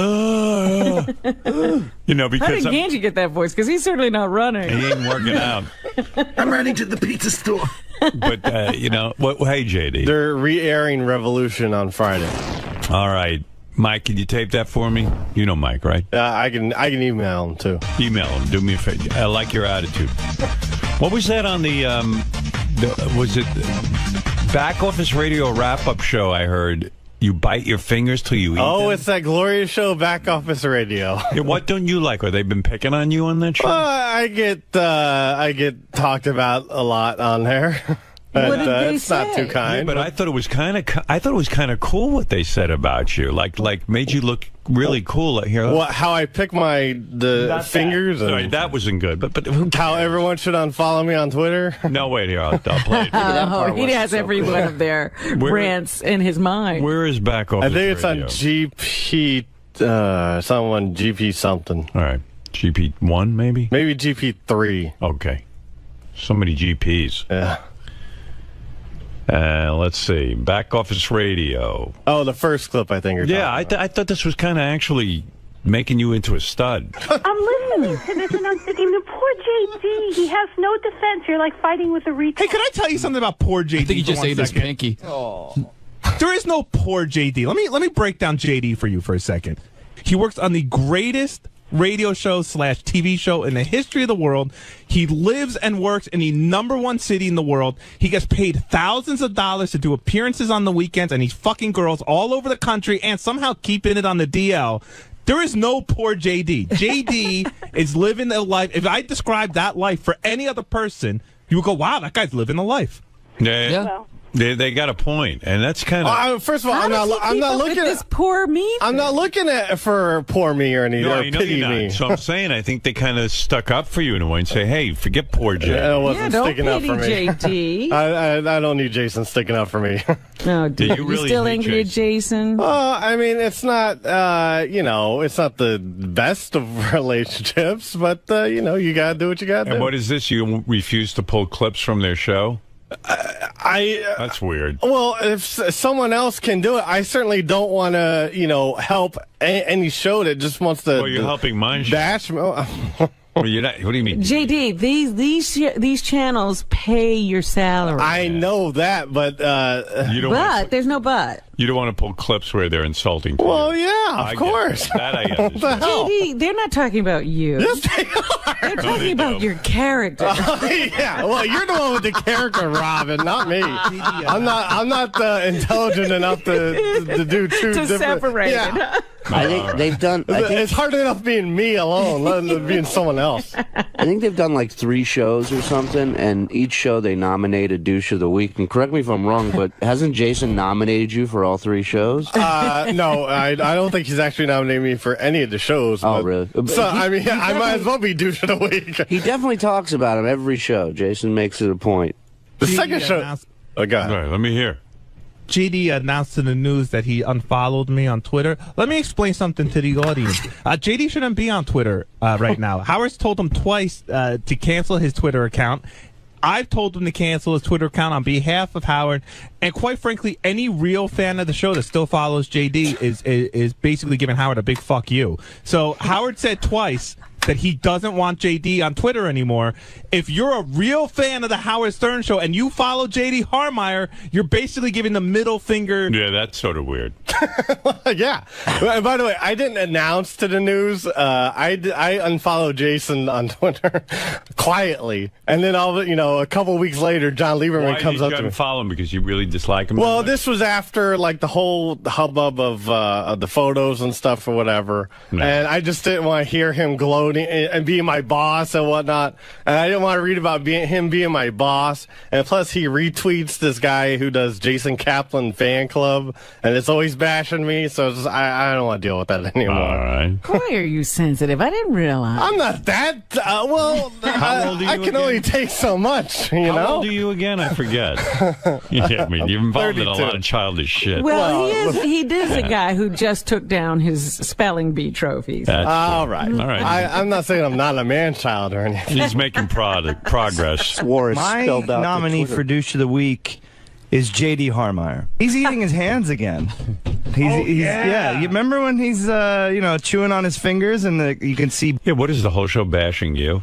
I mean, it's a lot. You're a douche because you eat your fingers? That's what I told Teddy. Not a douche, you're a troubled guy. I You're not a know. douche. This is a really behind-the-scenes show. Yeah. Yeah, it's a little inside. It's very inside. Yeah. I want it to be more outside. So when you get nervous, you start to chew on your fingers? Yeah, it's a thing. Yeah, I know a lot of people who do that. And you bleed, you get sometimes, yes. Yeah, you're gross. Yeah, thanks, Robin. You're not a douche, you're gross. Yeah, right. Yeah. That's not a douche. You guys are incorrect. Yeah, let's get that right. He's gross, not a douche. Nominate him for gross of the week. All right. I don't need that either. Well, I love you. Oh, I love you too. Thank By the way, and thank you for putting.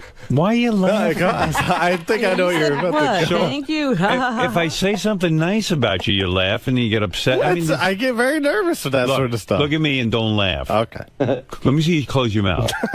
What? Close your mouth. If you laugh during this, you're fired. All right? Stop it. Close your mouth. Close your mouth and stop laughing. Get it all out now. All right. Nothing funny. Look, I want to thank you. What are you doing?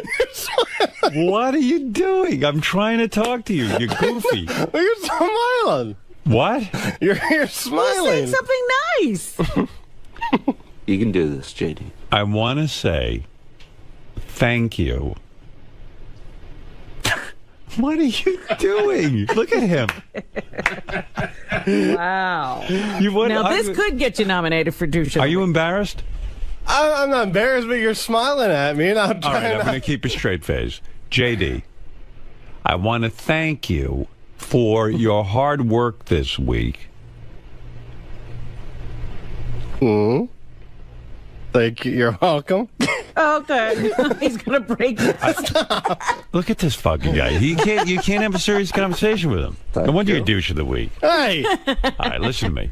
Yes. Seriously, thank you. I know you put in a lot of hours this week, and we were able to broadcast through the storm. And you're a real dependable guy, a guy who's always here, and you're always in the trenches. And I want to thank you for that. I was thinking about you and how much I appreciate that you're a part of this team and how hard you work. And I think it's important to let you know that. Oh, well, you're welcome. All right. That's it. Doing my job. No joke. That's all. Now laugh. Now you can laugh. All right. You know what I also love about JD? He's crying. No, I was laughing. I was crying and laughing. Oh. But you know what I love about him? What? He doesn't expect to get applause for doing what he's supposed to do. Robin, I believe I was praising him. You can't. No, but I just noticed that. Like, he's like, Robin's I was right. just doing my job. No, Most people are like, thank you. Like, you're supposed to praise them for what they get paid for. I know, it was weird. Like, Scott finally showed up today, and it was almost like he was waiting for me to say, oh, you're back. Thank you. The prodigal son has returned. Yeah. Thank you. You were waiting for Elijah? Well, wait no more. We needed every man we could get here. Right. Well, and I knew not to depend on him. I knew he wasn't coming in. I knew there was going to be zero effort there. It'd be like a Jewish holiday if we don't celebrate. And by the way, all these people who are writing me hate letters, you're so fucked up. I mean, it's like, you know, it's like, hey, Howard, you expect everyone to... I don't expect anything. I told everybody, please stay safe. I'm coming in to do the show. I'm coming in to do the show because I'm in the city, and if I can get there, I'm going to do it. I didn't yell at... I'm a pretty nice boss, actually. Again, hotel rooms were offered. Yeah. It wasn't like get here, come hell or high water, and we don't care what you have to go through to do it. Yeah, I like that I'm the asshole for saying, you know... but there are people like JD who just are here. You just know they're going to be here. That's all. And he doesn't expect to be praised because he came in. That's his job. Yeah. You're a fucking great employee. Thank you. You're beautiful. You're beautiful, Robin. I can see the beauty in you. You know I'm Beauty and the Beast? Oh, God. Believe me, I was looking at myself on Kimmel, and I'm like, I'm so ugly and disgusting. And I even said to Beth, I go, I'm so ugly. And she goes, you looked really handsome on Kimmel. I go, no, there was nothing good there. And you know what? Same with you, JD. This is how I see myself. Through the bloody hands, you know, the disgusting hairdo, the horrible clothes, the weight gain. Forgot facial hair. Yeah, right. The ridiculous facial hair. I see the beauty. You're on my list, Julie. Through the Frito shirt that you wear every day. Cheetos. Frito what? Cheetos.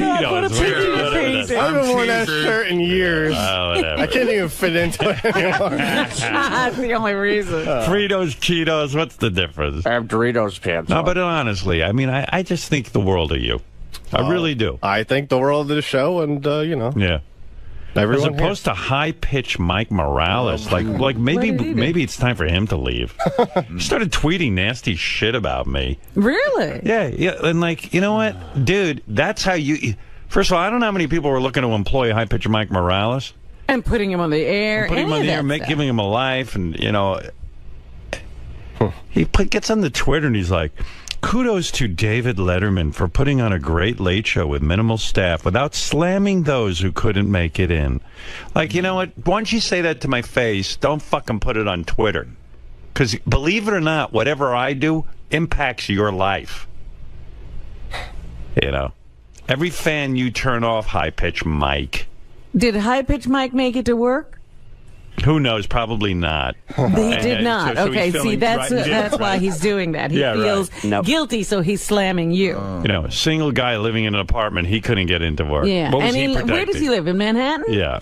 Well, from what... Well, guess what? Consider yourself slammed, dude. You know? Douche of the week. Yeah. I mean, high-pitched Mike Morales criticized me. You know what? Here's when you can criticize me. When you've kept a radio show going for 35-plus years, kept people employed, and you sit for 4.5 hours every day and try to figure out what's going to make an audience entertained and laugh so that we can continue working. And if everything I say doesn't come out to your liking or perfectly, try it sometimes. Yeah, does he hate doing the post-AGT show? Does he hate all the other things that have come from this? Go to a small market, convince a program director to put you on the air, and let me see you get ratings, and let me see you build a career. So easy. You know, if you're going to just ride off of my coattails, you don't have any right to criticize me. Ever. Because really, while he slammed you, he didn't fire you. No. If he slammed you, he didn't even mention you. Yeah. That might be why you're upset. Right. You were so unmessed you weren't even mentioned. He didn't come in Monday and Tuesday. It's not like he lives far. He's in Washington Heights somewhere. Oh, you know, I mean, like, get over yourself. Don't sit and criticize me. Because while you were at home, I'm sitting here trying to entertain our audience. Keeping the lights on. Yeah. You don't get that right. You criticize. JD can criticize me. Ah, fuck you. Believe me, David Letterman wanted to criticize those people. Right. Because he was there. I know Letterman, and I know a lot about him. Believe me, he was criticizing those people. Yeah, he didn't do it on the air. And you know what? They'll have repercussions. Yeah. You know, he fucks them. They got to get up that room and bend over. Yeah, right. Yeah. Like, Dave's such a great guy. No, he fucks you when you're an intern. Yeah, he's a wonderful guy. Like, he's bitching terrific. now. Wait till you fuck him. Oh, Dave is so wonderful. Okay, High Pitch Mike, get a job with him. Let's see if he wants your ass. Oh, my God. My staff. Gary was on Wrap-Up Show with John Hine, and they were talking about... I tried to get, in to listen to that, but I had some things to do, and it was already over before I could hear what they said. It was a good show. The boys did a good job, and it was funny because they were trying to figure out who was going to get it the worst. Which one is that, Gar? Which clip? Number 5. 5, okay. There he is. Those tones. So who do you think Howard is going to give the hardest time or is really the most disappointed in? Is it Gary? Is it Doug? Or is it Scott Salem? Doug Goodstein, I don't get at all. That guy, I don't get. Is he here today even? Or did he just figure might as well finish out the week? He's here. Yeah. He didn't come in on Monday. Monday there was nothing happening. Yeah. And I'm sorry if people think I'm pissed at them. I'm not pissed. I told people stay home. Hey, you safe and sound, Doug? Everything okay? Yeah. Thank you. Good, thank God. Can I explain the facts instead of No. I don't care. falsehoods? I told you it's fine. Yeah. No one missed you. Howard. No one missed you. Okay. It was fine. We functioned fine without you. I did what I could. The company was closed. They didn't want anyone coming in. I, went back and forth with the legal, and I said, I got to get a crew here. So they were comfortable. The thing they were comfortable with was with the guys in the city. That's what we did. They didn't want people from the outskirts and the suburbs to come in. Who's bothering you? You beat the shit out of me with falsehoods and bullshit and disparaged me for fucking 2 days. So that's the truth, okay?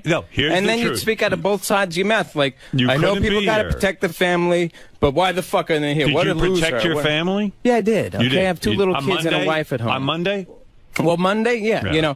In hindsight, there was no storm on Monday. In hindsight, Howard, I went by the forecast and was, listening, and it was supposed to hit at 3 o'clock at full force in the morning. Well, you do the when show I woke till 10 up, and then you go home. I'm not going to argue with you. When I woke up, I was like, you're arguing. You came in here. I didn't ask for you. No, about Monday. You just barged in on my show. I'm just barged. You're talking about me. Can I defend myself? There's nothing to defend. You didn't come in. So I'm fine with it. I want to explain myself. I'm going to stay. All right, go ahead. I'll be quiet. Thank you. Go ahead. Thank you. I have the floor. Well, since you're hijacking my show, why don't I leave? Because I listened for 2 days as you just trashed me and talked shit about me and Gary, too, which was not right. The point is you were not here. On Monday, listen, the storm was supposed to hit full force. And I didn't disparage you. How did I disparage you? By saying I'm a loser. I didn't say you're a loser. I'm a pussy. I'm a fucking man. I'm a man to protect my family. That's what I did. I said you weren't a man. I said you weren't. Oh, I didn't want to stay home and protect my family, right?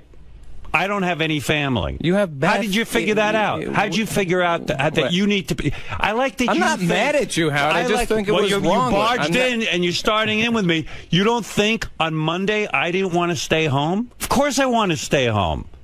Don't you think legal was concerned about me? He's had 35 years on the air of all kinds of weather. I've come in all kinds of weather. I have 3 kids at home. I had a wife at home. I have a house. I know all about it. Your kids are all over the country, aren't they? Yeah. They were children at one time in his life. I've come in during all kinds of weather. Right. And listen, I never called you a loser.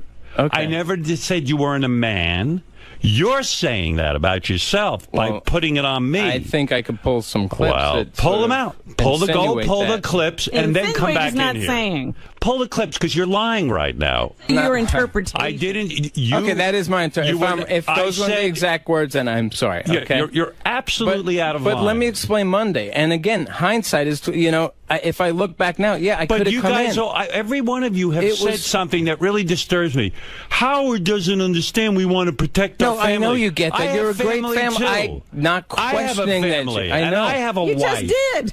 You absolutely said, Howard, I want to protect my family. Like, I don't want to protect my family. You think I wanted to leave my apartment and leave Beth alone, who said to me, stay home?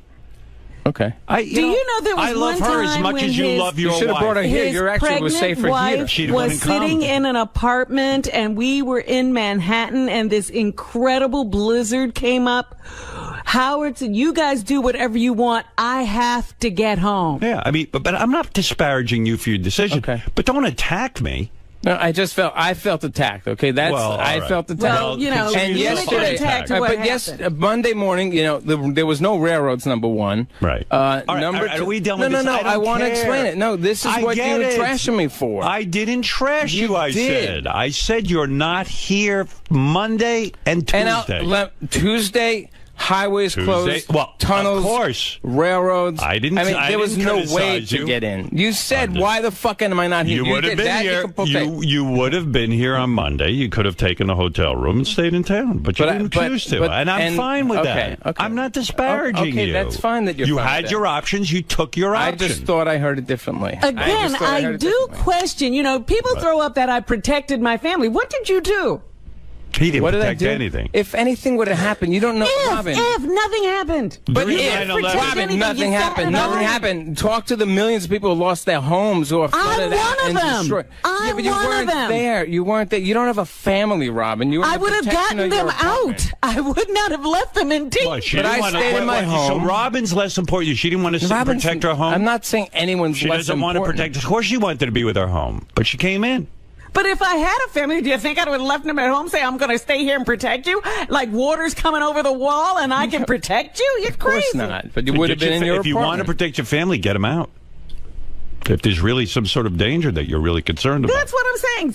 Going into the danger to protect your family. In the danger, I was at home. We were at home. But you're acting like there's going to be danger. I stayed home to protect my family. Robin, I have trees all around my property and stuff. Doug, I get it. But it's Monday, fine. let me just explain. Monday, I want to go on with the show. I'm done. No, please. Again with the trees. They're going to hold up trees. One of us is going to leave the room right now. Okay. Either you or me. And I will get up and leave, and you will do the show for 4 hours. If you think you talking about your trees in your house and protecting your family is interesting, I'm all for it, but I don't have to be here for it. I want to explain to you why Monday morning I wasn't here. I'm proud of you for not coming to work and protecting your family. You didn't hear it. I heard enough. Okay. The company said. We heard it. Right. And I abided by the company. I wasn't going to be some rogue asshole and then put myself in danger and the company in liability. And you attached to that company with the business we do together. Absolutely. Okay. Okay. Yeah. Explain. All right. Now go back and do what you do. I mean, really, get to work. I feel your explanation is valid. I apologize if you were offended. We did everything I can, and because of me, we had a crew here to cover the show. That was my goal, and that is my position. And that is what I was looking out for you. Whether I was here or not, I was home listening, doing what I could have done here. We didn't cut shows. We can't cut shows. We're out of power downtown. There's no daily shows. I'm glad you We got it on tape, and that's what we needed to do. Thank you. And I'm glad you explained that. And you want to know something? Now that you explained it, I apologize. Yeah, right. And you're just so condescending to me. I'm apologizing. I'm getting you a ribbon. I do. Did you hear what I said? I'm going to give you an award tomorrow. And it's like you treat me like shit. Like I haven't been here with Gary, and you treat Gary like shit. I'm sending you a ribbon. Oh, now you're worried about Gary. No, I heard you're Gary's his defender. What is Gary, a woman? He can't stand up for himself? What are you, a man and he's a woman? I can't say anything right. All right, look. You know I love you. You know I'm passionate about the job, and you question my loyalty and dedication. I did not question your loyalty. That's a little hurtful.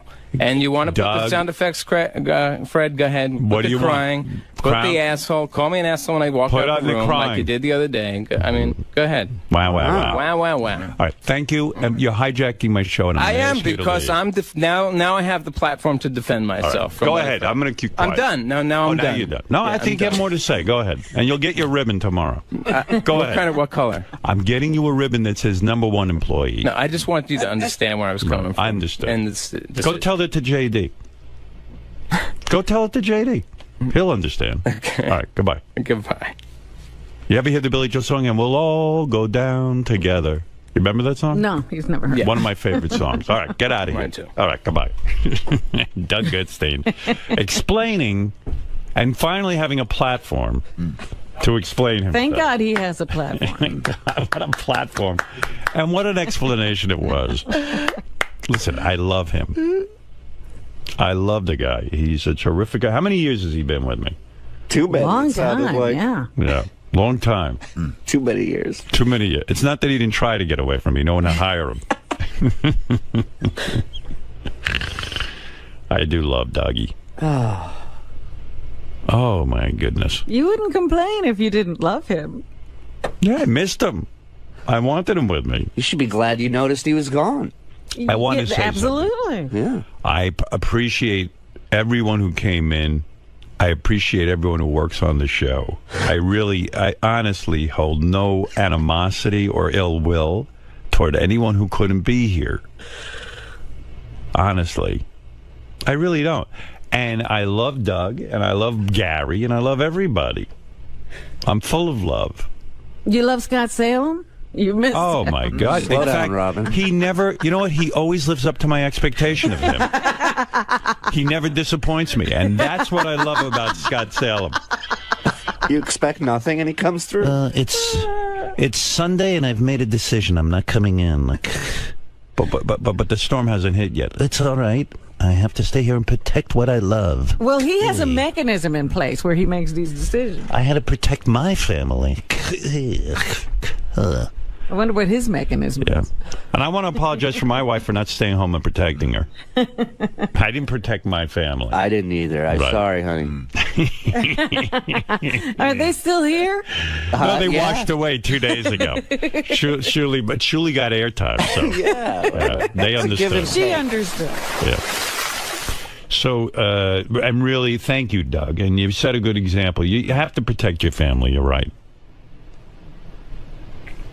Fred did not protect his family. No, I did not. No. And I don't know why Doug shit on me. Go ahead, play your sound effect. Oh, he was Doug, pissed at everybody. I was letting you fucking have your piece. And you take a shot at me for what? Because he doesn't like you. I guess not.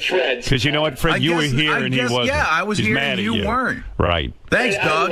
One thing, you know what? One thing to attack me, but to attack Fred, one of the hardest working guys in show business. I mean, I'm pissed. He sits here, he doesn't make a peep, right? Doesn't make a peep. The guy's sitting there, he gets like a shrapnel hit. It's like I get the shit splash. Fred, Doug doesn't have enough class to say it, but I'm going to say it to you. Right. Thank you for being here, and thank you for necessary. And thank you for not blowing up on Doug when he did that horrible thing to you just I'm now. doing my job. I'm sorry, Fred. I Oh, now the apology. A little late. Talk about Yeah, you condescending. were killed in a drive-by shooting, but he's Talk sorry. about condescending. For the record, I love you, Howard, and I love Fred, okay? What a snob you are, Christine. Would you come back in at the 8 o'clock hour and give your explanation again? Lots more thoughts. A lot of people calling in, they missed it.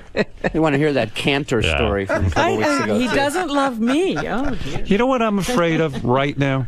You know, trees could still fall on Doug's house, and he's not there to protect. Good. Yeah, there's still winds out there. Of course. He should go back home right now. Doug, get home.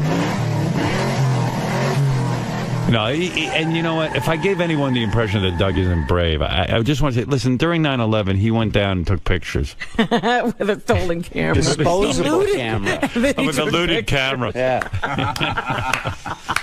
No coward would do that. Nope. Very brave. Someone had to take pictures. There weren't any pictures being taken. Have you seen any of Doug's pictures anywhere? No, nobody cares. They're all in the museum.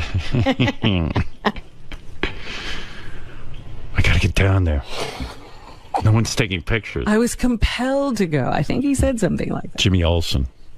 I remember him yelling at Robin after night. Like, what did you do, Robin? Yeah, what I did you didn't guys take do? pictures. You know what I she didn't did? get in people's way. She got out of Manhattan so she was one less bothersome person. She rode in a car with Scott. I stayed away from the area since I couldn't help. Right. No, he helped. He took pictures.